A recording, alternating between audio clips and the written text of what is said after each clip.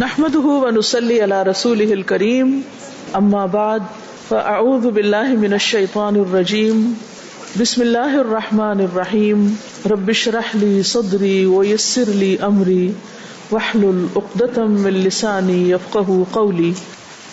الحمدللہ، اللہ کا شکر ہے جس نے ہمیں آج کی اس مجلس میں شرکت کی توفیق عطا فرمائی. اللہ تعالی ہمارا یہاں آنا، بیٹھنا، سیکھنا، سمجھنا، عمل کرنا قبول فرمائے.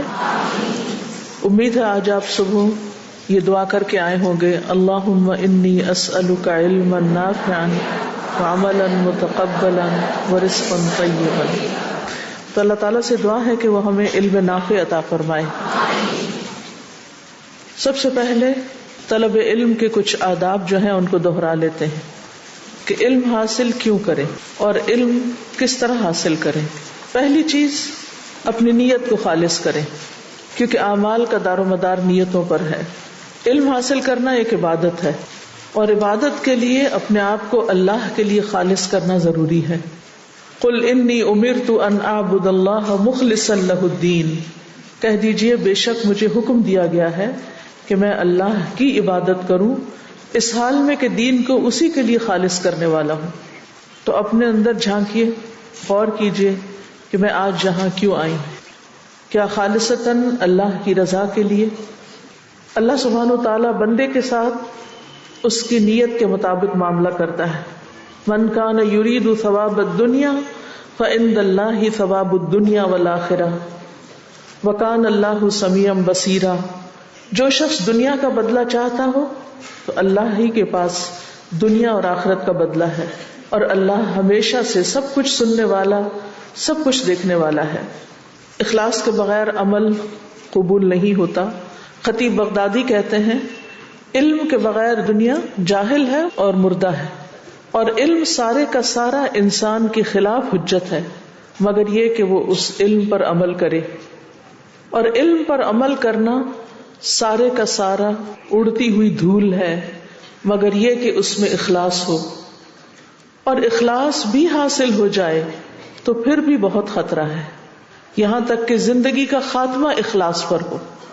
تو اس کی دعا کرنی چاہیے کہ اللہ تعالی ہمیں اس عمل میں بھی اخلاص عطا فرمائے اور یہ اخلاص ہمیشہ کے لیے قائم رہے.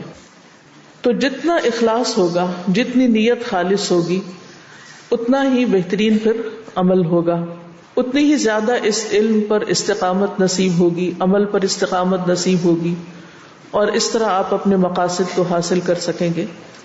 تو کسی بھی قسم کی ریاکاری سے بچنا ہے، فخر اور غرور سے بچنا ہے، دکھاوے سے بچنا ہے. دوسری چیز، علم ہمارے اندر خشیت پیدا کرے، یعنی اس علم سے مقصود کیا ہو کہ اللہ کی خشیت پیدا ہو، اللہ کا تقوی حاصل ہو. انما یخشی اللہ من عبادہ العلماء ان اللہ عزیز غفور. اللہ سے تو اس کے بندوں میں سے صرف جاننے والے ہی ڈرتے ہیں، بے شک اللہ سب پر غالب، بے حد بخشنے والا ہے.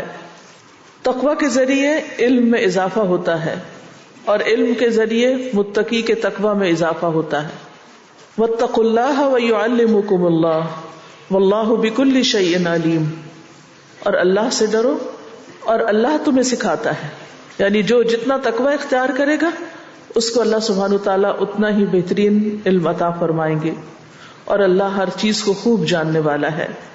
تیسری چیز، علم کو حفظ کرنا، ضبط کرنا، اس کو سنبھالنا، سینے میں محفوظ کرنا. بل ہوا آیات بینات فی صدور الذین اوتوا العلم، بلکہ یہ تو واضح آیات ہیں ان لوگوں کے سینوں میں جنہیں علم دیا گیا ہے.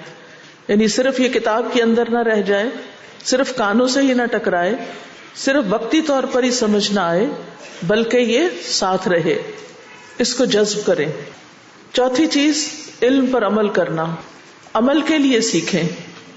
الذین یستمعون القول فیتبعون احسنہ اولئک الذین ہداہم اللہ واولئک ھم اولو الالباب.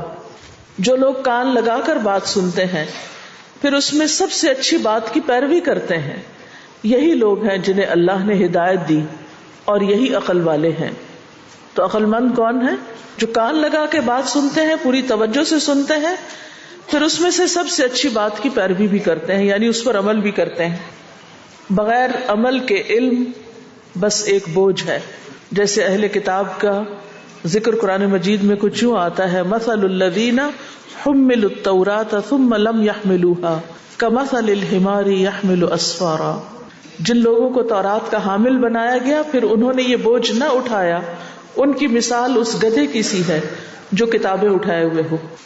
تو اس لیے عقل مند بننا ہے، گدھے کی مثال نہیں بننا کہ صرف علم لاد لیں اور ادب میں، اخلاق میں، عمل میں، عبادات میں کوئی فرق ہی نہ آئے۔ یاد رکھیے علم عمل کرنے سے ہی محفوظ رہتا ہے۔ ابراہیم بن اسماعیل کہتے ہیں کہ ہم حدیث کو یاد رکھنے کے لیے عمل سے مدد لیتے تھے۔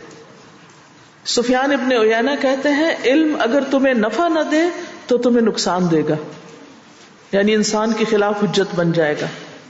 قیامت کے دن عمل کے بارے میں سوال بھی کیا جائے گا۔ وہ 5 سوالوں میں سے ایک سوال کیا ہوگا؟ اس علم کے بارے میں کہ اس پر عمل کتنا کیا۔ تو اللہ تعالیٰ سے دعا ہے کہ ہمیں اللہ تعالیٰ علم نافع عطا کرے، اس پر عمل کی توفیق عطا فرمائے، اس سے ہماری زندگیوں میں تبدیلی آئے، ہماری سوچوں میں، ہمارے خیالات میں اور ہمارے رویوں میں، معاملات میں۔ کتاب اصل میں عربی میں تھی جس کا نام ہے الاحسان فی دراست القرآن، الاحسان فی دراست القرآن۔ اردو میں اس کا نام رکھا گیا ہے قرآن اور احسان، تاکہ آسانی سے آپ کتاب کا نام پکار سکیں۔ اسی مناسبت سے کورس کا نام بھی قرآن اور احسان ہے۔ اور سمجھ تو آ ہی رہی ہوگی آپ کو کہ قرآن کے ساتھ احسان کا سلوک کرنا۔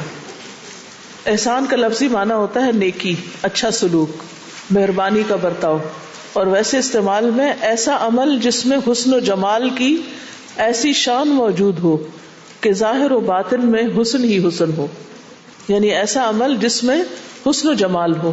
تو قرآن کے ساتھ ایسا رویہ جس میں خوبصورتی ہی خوبصورتی ہو، ظاہری طور پر بھی اور باطنی طور پر بھی۔ حدیث جبریل میں بھی احسان کا لفظ آیا ہے، اس میں ایمان، اسلام اور احسان 3 کا ذکر کیا گیا ہے، اور وہاں احسان کا معنی اللہ کی نگرانی کا یقین ہونا اور عمدگی سے اطاعت کرنا ہے۔ جرجانی کہتے ہیں احسان ایسے عمل کو کہتے ہیں جو دنیا میں قابل تعریف ہو۔ کیسا ہو؟ قابل تعریف ہو اور آخرت میں باعث اجر و ثواب ہو۔ تو قرآن کے ساتھ ایسا معاملہ کرنا ہے کہ جو قابل تعریف ہو اور آخرت میں اس کا اجر بھی ملے۔ حدیث جبریل میں احسان کی تعریف کیا کی گئی ہے؟ الاحسان ان تعبد اللہ کأنک تراہ فإن لم تکن تراہ فإنہ یراک۔ رسول اللہ صلی اللہ علیہ وسلم نے فرمایا احسان یہ ہے کہ تم اللہ کی اس طرح عبادت کرو گویا کہ تم اسے دیکھ رہے ہو، پھر اگر تم اسے نہیں دیکھتے تو وہ تمہیں ضرور دیکھ رہا ہے۔ تو اللہ کی نگرانی کا یقین ہونا، یعنی جب انسان اس بات کا یقین رکھتا ہے کہ اللہ اس کو دیکھ رہا ہے تو یقیناً اس کے کام میں حسن پیدا ہو جاتا ہے۔ اللہ سبحانہ وتعالیٰ نے ہر چیز پر احسان لازم رکھا ہے۔ اللہ سبحانہ وتعالیٰ نے جو کچھ بنایا بہترین بنایا، بہت ہی عمدہ بنایا۔ سورۃ السجدہ میں ہے الذی احسن کل شیء خلقہ وبدأ خلق الانسان من طین۔ اللہ وہ ذات ہے جس نے جو چیز بھی بنائی خوب بنائی، یعنی اللہ سبحانہ وتعالیٰ کی ساری تخلیق کے اندر ایک حسن ہے، احسان کا معاملہ ہے، اور انسان کی پیدائش گیلی مٹی سے کی۔ انبیاء بھی محسنین تھے۔ بہترین لوگوں کی صفت وہ بھی احسان ہی کا رویہ اختیار کرنا ہے۔ رسول اللہ صلی اللہ علیہ وسلم نے فرمایا کیا میں تمہیں یہ نہ بتاؤں کہ تم میں سب سے بہتر کون ہے؟ صحابہ نے عرض کیا یا رسول اللہ جی ہاں ضرور بتائیے۔ آپ صلی اللہ علیہ وسلم نے فرمایا تم میں سب سے بہتر لوگ وہ ہیں جن کی عمر لمبی ہو اور وہ تم میں احسن عمل کرنے والے ہوں، یعنی خوبصورت عمل کرنے والے ہوں۔ اللہ تعالیٰ نے احسان کا حکم بھی دیا ہے، وَأَحْسِن كَمَا أَحْسَنَ اللَّهُ إِلَيْكَ، اور احسان کرو جیسے اللہ نے تمہارے ساتھ احسان کیا ہے، یعنی بندوں کے ساتھ اسی طرح اچھا سلوک کرو جس طرح اللہ نے تمہارے ساتھ احسان کر معاملہ کیا ہے۔ قرآن مجید میں بھی آتا ہے ان اللہ یأمر بالعدل والإحسان وَإِيتَاءِ ذِي الْقُرْبَى، اللہ تعالیٰ عدل، احسان اور رشتہ داروں کو دینے کا حکم دیتا ہے.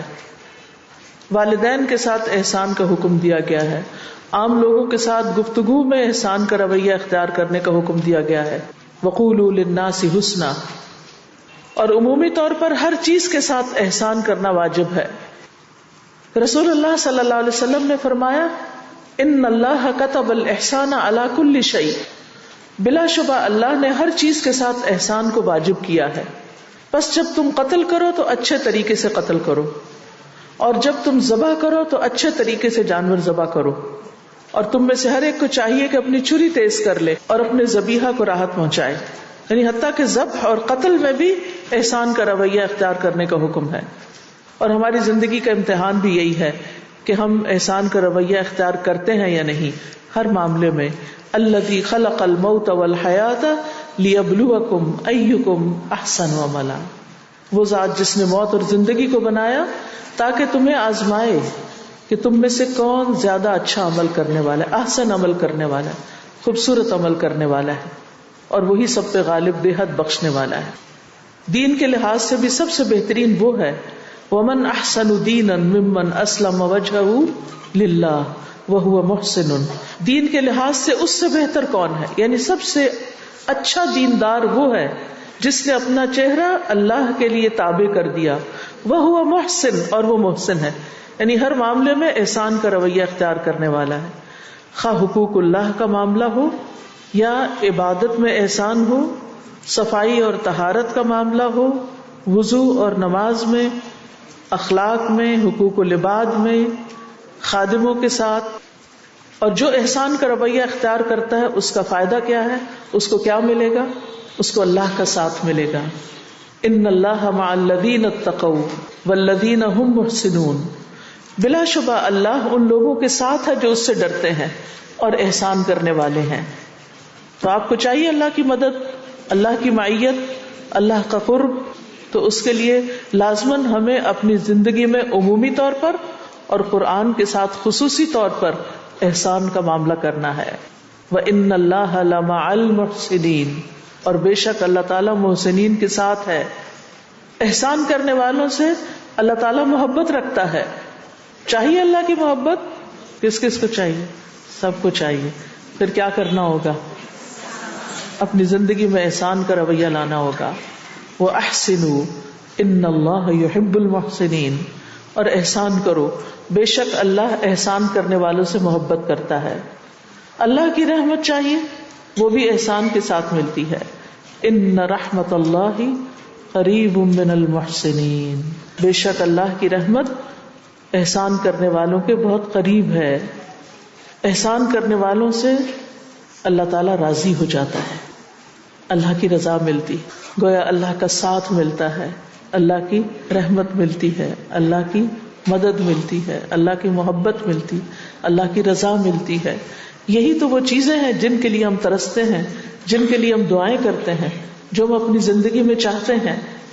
تو اللہ تعالیٰ کی رضامندی کیسے ملتی ہے؟ وَالسَّابِقُونَ الْأَوَّلُونَ مِنَ الْمُهَاجِرِينَ وَالْأَنصَارِ وَالَّذِينَ اتَّبَعُوهُمْ بِإِحْسَانٍ رَضِيَ اللَّهُ عَنْهُمْ وَرَضُوا عَنْهُ. وہ مہاجر و انصار جنہوں نے سب سے پہلے ایمان لانے میں سبقت کی، اور وہ لوگ جنہوں نے احسن طریقے پر ان کی اتباع کی.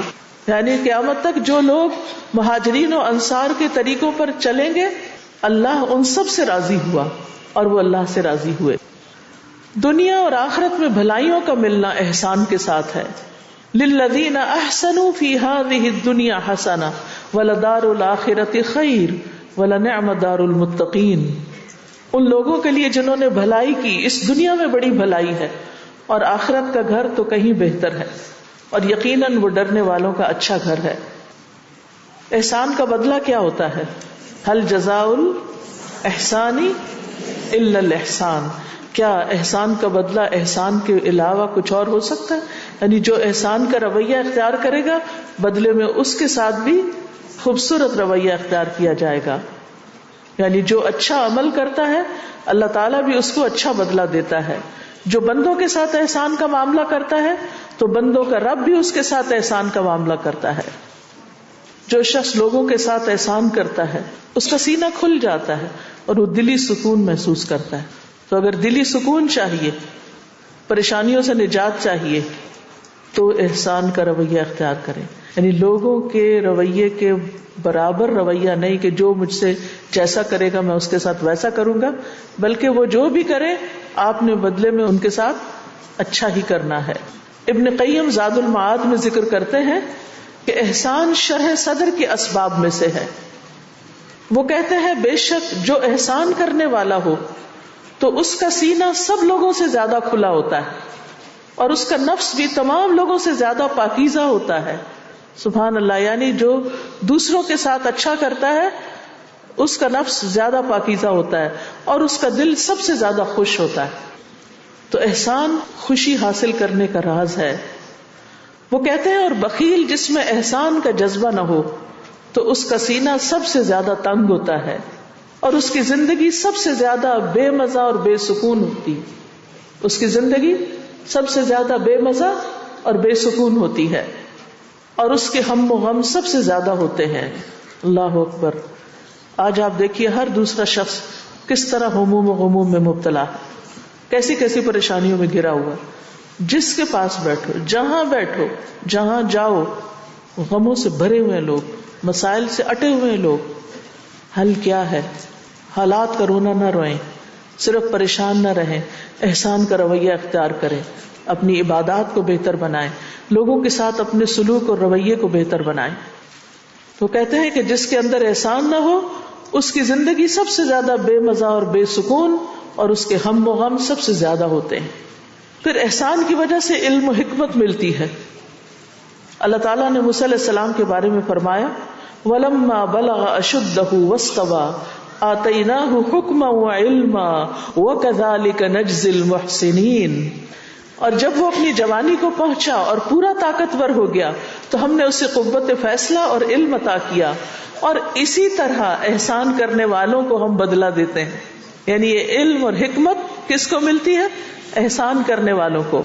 احسان کرنے والا گناہوں سے محفوظ رہتا ہے. ابن قیم کہتے ہیں بے شک جب احسان دل سے مل جاتا ہے تو اس کو نافرمانیوں سے روک لیتا ہے. کیونکہ جو شخص اللہ کی عبادت یوں کرے گویا وہ اس کو دیکھ رہا ہے، تو یہ ممکن نہیں کہ جب تک اللہ کا ذکر اور اس کی محبت اور اس کا خوف اور اس کی امید اس کے دل پہ قبضہ نہ جما چکی ہو. یعنی جو ہی آپ کا کنیکشن اللہ تعالیٰ سے ہوتا ہے آپ اس کیفیت میں آتے کہ گویا آپ اپنے رب کو دیکھ رہے ہیں، یا یہ نہیں تو یہ کہ وہ تو مجھے دیکھ رہا ہے. تو اس وقت فوری طور پر انسان کی کیفیت کیا ہوتی؟ نیکی کا کام کرنے کو دل چاہتا ہے یا گناہ کرنے کو؟ نیکی کا کام کرنے کو. اور اس کا حال یوں ہو جاتا ہے گویا وہ اللہ کو دیکھ رہا ہے اور یہ چیز اس کے اور اس کی نافرمانیوں کا ارادہ کرنے کے درمیان حائل ہو جاتی. یعنی بجائے اس کے کہ وہ نافرمانیوں کا ارادہ کرے، یہ کیفیت گناہوں میں حائل ہو جاتی.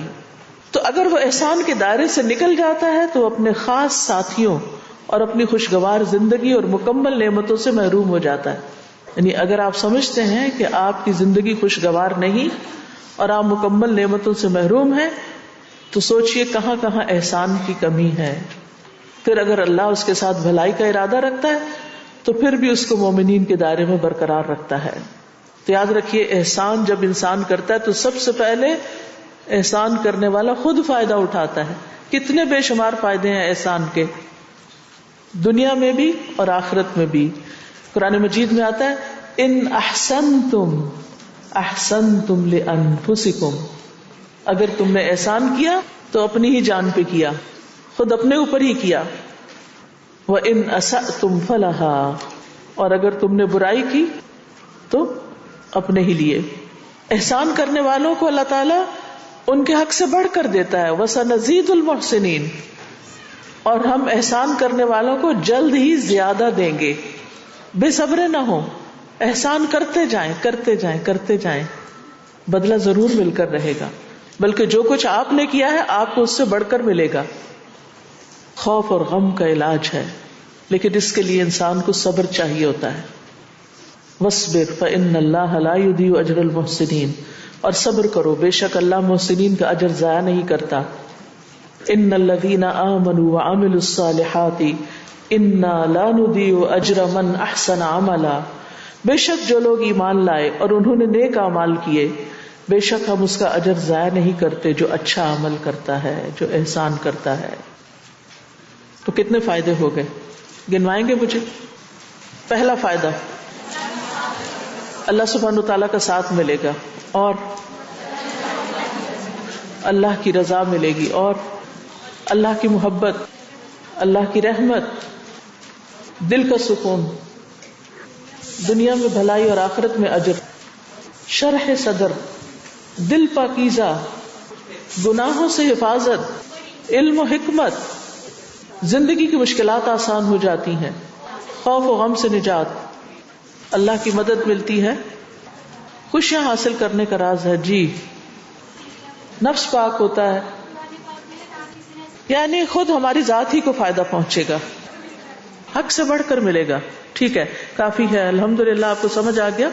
ترتیب سے اگر آپ صرف 2 لفظ بھی لکھتے جاتے تو پوری لسٹ آپ کے پاس بن جاتی، اور وہ لسٹ آپ کے نیٹ ہو کے یہاں کتاب کے کور کے اندر لکھی ہوئی ہوتی، تاکہ جب آپ کتاب کھولتے تو آپ کو پتہ چلتا کہ اچھا، اگر قرآن کے ساتھ میں احسان کا معاملہ کروں گی تو میری زندگی میں کیا کیا خوبصورتی اور کیا کیا بھلائیاں مجھے حاصل ہو جائیں گی۔ الاحسان فی دراست القرآن، دراسہ کہتے ہیں اسٹڈی کو، ریسرچ کے لیے بھی یہ لفظ استعمال ہوتا ہے، یعنی قرآن کے پڑھنے پڑھانے میں، قرآن کی تعلیم حاصل کرنے میں، قرآن کو سمجھنے میں، قرآن میں تدبر کرنے میں احسان کا رویہ اختیار کرنا۔ آپ سب قرآن پڑھ رہے ہیں یا پڑھ چکے ہیں یا پڑھتے ہیں، چاہے کورس کر بھی چکے ہیں، پھر بھی آپ اللہ کے فضل سے روز قرآن تو پڑھتے ہوں۔ ہم سب سوچیں، اور اس وقت یہ سوچیں کہ کیا واقعی قرآن کے ساتھ ہم احسان کا معاملہ کر رہے ہیں، خوبصورت معاملہ کر رہے ہیں، ظاہری اور باطنی طور پر خوبصورت معاملہ، ایسا معاملہ جس میں حسن ہی حسن، یا نہیں؟ یعنی میں کہاں کھڑی ہوں، اور انشاءاللہ جب کورس ختم ہو تو پھر اپنا ایک دفعہ جائزہ لیں کہ میرے رویے میں، میری سوچ میں کتنا فرق آیا ہے، اور میں اب قرآن کے ساتھ کیا معاملہ کروں گی۔ یعنی اس کتاب کو پڑھنے کا مقصد کیا ہے، اس کتاب کو پڑھنے سے آپ کو حاصل کیا ہونا چاہیے کہ اس وقت آپ کا جو قرآن سے تعلق ہے اس سے کہیں زیادہ بہتر تعلق قرآن کے ساتھ قائم ہو جائے اور بہتر معاملہ ہو جائے جب آپ قرآن پڑھیں پڑھائیں۔ ٹھیک ہے، اب ہم کتاب شروع کرتے ہیں۔ بسم اللہ الرحمن الرحیم۔ مقدمۃ الناشر، ناشر کا مقدمہ، پریفیس۔ ان الحمد للہ نحمده ونستعینه ونستغفره ونعوذ باللہ من شرور انفسنا وسیئات اعمالنا، من يهده الله فلا مضل له ومن يضلل فلا هادي له، واشهد ان لا اله الا الله وحده لا شريك له، واشهد ان محمدا عبده ورسوله۔ اللهم صل وسلم وبارك على نبينا محمد وعلى آله وصحبه اجمعین۔ بے شک تمام تعریفیں اللہ ہی کے لیے ہیں، ہم اسی کی تعریف کرتے ہیں اور اسی سے مدد چاہتے ہیں اور اسی سے بخشش طلب کرتے ہیں۔ ہم اپنے نفس کے شر اور اپنے اعمال کی برائیوں سے اللہ کی پناہ چاہتے ہیں۔ جسے اللہ ہدایت دے اسے کوئی گمراہ کرنے والا نہیں، اور جسے وہ گمراہ کر دے اسے کوئی ہدایت دینے والا نہیں۔ اور میں گواہی دیتا ہوں کہ اللہ کے سوا کوئی معبود نہیں، وہ اکیلا ہے، اس کا کوئی شریک نہیں۔ اور میں گواہی دیتا ہوں کہ محمد صلی اللہ علیہ وسلم اس کے بندے اور اس کے رسول ہیں۔ اے اللہ، ہمارے نبی محمد اور آپ کی آل اور آپ کے تمام اصحاب پر درود، سلامتی اور برکتیں نازل فرما، صلی اللہ علیہ وسلم وعلی آلہ وصحبہ اجمعین۔ اما بعد، اس کے بعد، فإن القرآن الکریم منت الرب العظیم، پس بے شک قرآن کریم منت من سے احسان، احسان ہے رب عظیم کا، یعنی قرآن کا نزول رب عظیم کا سب سے بڑا احسان ہے۔ من بہ علی خلقہ، اس قرآن کے ساتھ اللہ نے اپنی مخلوق پر احسان فرمایا ہے۔ کیوں؟ لیہتدوا الی الصراط المستقیم، تاکہ وہ ہدایت پائیں صراط مستقیم کی طرف، سیدھے رستے پہ چل سکیں۔ وَيَعْرِفُوا بِهِ الطَّرِيقَ الْقَوِيمَ، اور پہچان لے اس قرآن کے ساتھ درست راستے کو، صحیح راستے کو، کیا کرنا ہے کیا نہیں کرنا، کیا ٹھیک ہے کیا غلط ہے زندگی کی راہوں میں، اس کا پتہ کہاں سے چلے گا؟ قرآن حکیم سے۔ اللہ نے یہ نازل ہی اس لیے کیا ہے کہ ہم اپنے آپ کو پرکھیں، دیکھیں کہ ہم کس راہ پہ چل رہے ہیں، ہم صحیح جا رہے ہیں یا غلط جا رہے ہیں، یہ قرآن ہی بتائے گا۔ وَلِذَلِكَ كَانَ الْوَاجِبُ عَلَى جَمِيعِ الْأُمَّةِ، اسی لیے واجب ہے، لازم ہے، ضروری ہے ساری امت پر۔ کیا لازم ہے؟ لِتَنْتَفِعَ بِالْقُرْآنِ، کہ وہ قرآن سے نفع حاصل کرے، وَتَهْتَدِيَ إِلَى الصِّرَاطِ الْمُسْتَقِيمِ، اور ہدایت پائے صراط مستقیم کی طرف۔ ان تحسن فی التعامل معہ، واجب ہے کہ وہ قرآن کے ساتھ اپنے معاملے میں حسن پیدا کرے۔ اس قرآن سے کب فائدہ اٹھا سکتے ہیں آپ؟ صراط مستقیم کو کب پہچان سکتے ہیں؟ اس کی طرف کب رہنمائی حاصل کر سکتے ہیں؟ جب آپ اس قرآن کے ساتھ اپنا معاملہ خوبصورت بناتے ہیں، بہتر بناتے ہیں۔ والنبی صلی اللہ علیہ وسلم یقول، اور نبی صلی اللہ علیہ وسلم فرماتے ہیں، ان اللہ کتب الاحسان علی کل شیء، بے شک اللہ نے ہر چیز پر احسان کو لازم کیا ہے، لکھ دیا ہے، ضروری قرار دیا ہے۔ تو قرآن تو بذات خود بھی ایک بہترین کلام ہے، خالق کائنات کی طرف سے نازل کردہ ہے۔ جابر رضی اللہ عنہ سے مروی ہے کہ رسول اللہ صلی اللہ علیہ وسلم اپنی نماز میں تشہد کے بعد یہ الفاظ کہا کرتے تھے، احسن الکلام کلام اللہ و احسن الہدی ہدی محمد صلی اللہ علیہ وسلم، سب سے بہترین کلام اللہ کا کلام ہے اور سب سے اچھا طریقہ محمد صلی اللہ علیہ وسلم کا طریقہ ہے۔ تو قرآن سب سے بہترین کلام ہے، تو جو سب سے بہترین چیز ہو اس کے ساتھ ہمارا رویہ معاملہ کیسا ہونا چاہیے؟ جو چیز آپ کی زندگی میں سب سے زیادہ قیمتی ہوتی ہے اس کے ساتھ آپ کیا معاملہ کرتے ہیں؟ بہترین معاملہ کرتے ہیں۔ قرآن مجید میں آتا ہے انہ لقرآن کریم، بے شک یہ باعزت پڑھی جانے والی چیز ہے، بل ہوا قرآن مجید، بلکہ یہ ایک بڑی شان والا قرآن ہے، وَإِنَّهُ لَكِتَابٌ عَزِيزٌ، یقیناً یہ ایک باعزت کتاب ہے، یہ ایک بے مثل کتاب ہے، کوئی اس جیسی کتاب نہیں بنا کے لا سکتا، یہ ایک بابرکت کتاب ہے۔ وَهَذَا كِتَابٌ أَنزَلْنَاهُ مُبَارَكٌ، یہ کتاب جو ہم نے اس کو اتارا یہ بہت مبارک ہے، بہت برکت والی ہے، یہ ہدایت دینے والی کتاب ہے، سب سے درست راستے کی طرف رہنمائی کرنے والی کتاب ہے، یہ ایک روشن اور واضح کتاب ہے۔ وَأَنزَلْنَا إِلَيْكُمْ نُورًا مُبِينًا، ہم نے آپ کی طرف ایک واضح نور نازل کیا، حکمت بھری کتاب ہے۔ یاسین والقرآن الحکیم، یاسین قسم ہے حکمت بھرے قرآن کی، یہ اللہ کی رسی ہے، اس کو مضبوط تھام لینا چاہیے۔ بہترین اور مکمل علم والی کتاب ہے، نصیحت آموز کتاب ہے، خوشخبری دینے والی کتاب ہے، شفا دینے والی کتاب ہے، خاص طور پر دلوں کی بیماریوں کے لیے شفا ہے۔ تو جو کتاب اتنی بہترین ہے اس کے ساتھ ہمارا معاملہ اور ہمارا رویہ کیسا ہونا چاہیے؟ احسان کا۔ اسی لیے کتاب کا ٹائٹل ہے قرآن اور احسان، اس جیسی کوئی چیز نہیں۔ تو پھر ہماری زندگی میں سب سے زیادہ عزیز، محبوب اور سب سے زیادہ پریشیس چیز کیا ہونی چاہیے؟ قرآن۔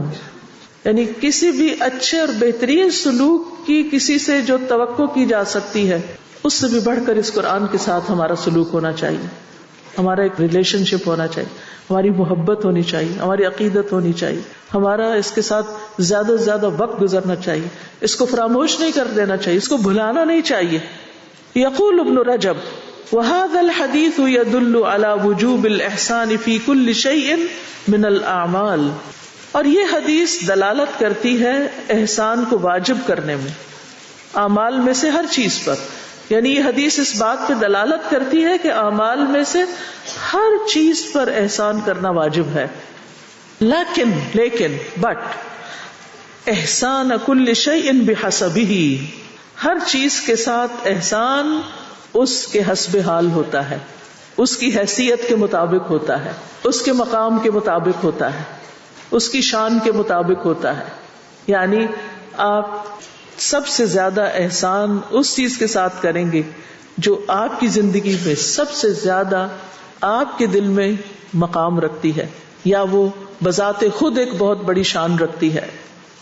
فَهَذِهِ الرِّسَالَةُ، تو یہ کتابچہ، موضوعها، جس کا ٹاپک، ٹائٹل، موضوع الطریق الی الاحسان فی دراست القرآن، یہ الطریق الی الاحسان فی دراست القرآن ہے.